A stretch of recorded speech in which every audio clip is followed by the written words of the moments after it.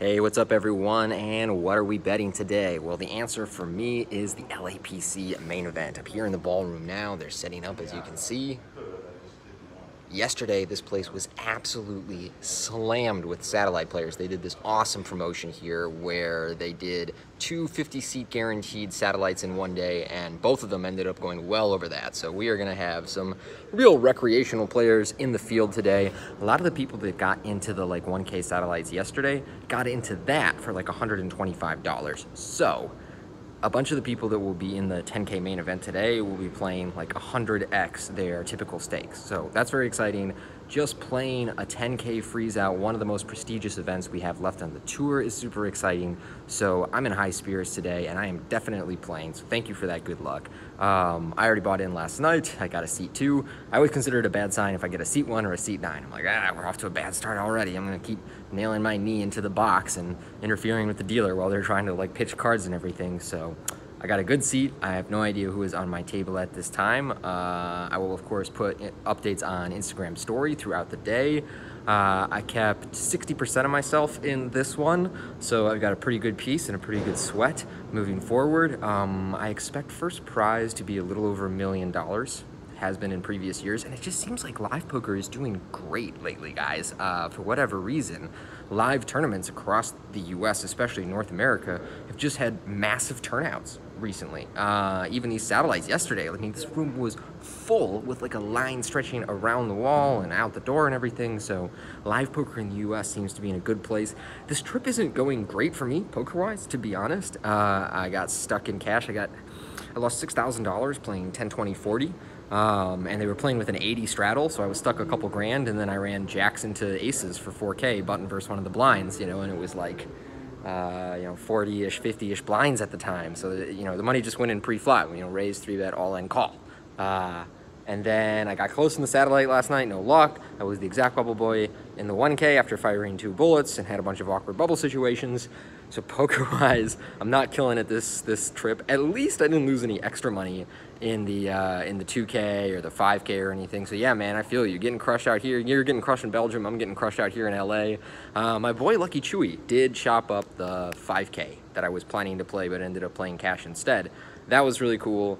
He got heads up with Anthony Spinella. They're both guys that I have been around in the poker world for over a decade. Awesome players, great people. Really happy to see those two legends chop up the 5K here for 100 a piece or something. And Chewy is a guy, for those who don't know, Andrew Lucky Chewy Lichtenberger is a guy who has been around poker for a dozen years and has had a lot of very serious ups and downs in his career, as many people have. But leading up to recently, when he had this big score at the 5 Diamond, he had gone through some personal stuff, which maybe I'll have him on the vlog sometime and he can articulate what those experiences were himself instead of me kind of diving into his personal life. But he had some stuff go wrong in his personal life, and it had created a lot of stress and a financial burden for him. And so he was kind of in a tough spot leading up to getting 3rd at this massive Bellagio 5 Diamond we had in December. So he hit for 800K there, and he was backed at the time, and he's cool with me talking about that. But he definitely got a very, very nice piece from that score. And so now he's back to being essentially a full-time poker player, and he is such a good one. And he chopped up this 5K yesterday, so it's awesome to see him back. It's really cool to just see so many old school regs always show up for the LAPC, especially if they're West Coast guys or American regs who want to play 1 or 2 tournaments a year. They show up for the LAPC, and it's really cool to see those people mingling around and on the breaks and in the tournament room and everything. It's a lot of what attracted me to playing poker for a living in the first place. It was big part was just I'm gonna sleep till noon, nobody gets to tell me what to do, and the travel element. But also I really enjoyed the social and still enjoy the social element of poker. You're kind of hanging out at a table with a bunch of people and swap stories, swap bets. So the question is, what book would you say is a must read to help one's game? You know what, guys, I don't know if books are quite as must-read for poker as they used to be. I think a training site like Run It Once might be the best use of your resources.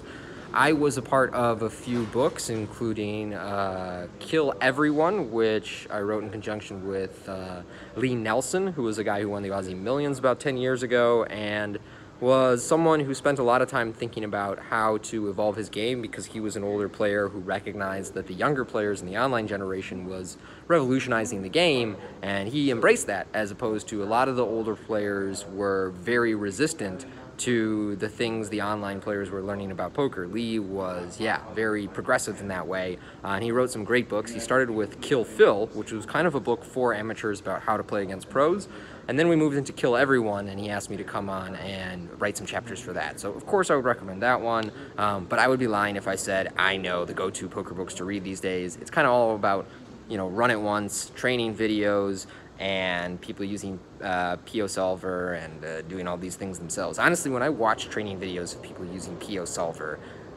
I can understand what they're telling me. I can understand why they create the inputs they do. But when I think about how long it would take me to learn the program itself and how to maneuver it, just like, no way. I gotta outsource that a little bit. So anyway, I didn't want to make this too long today.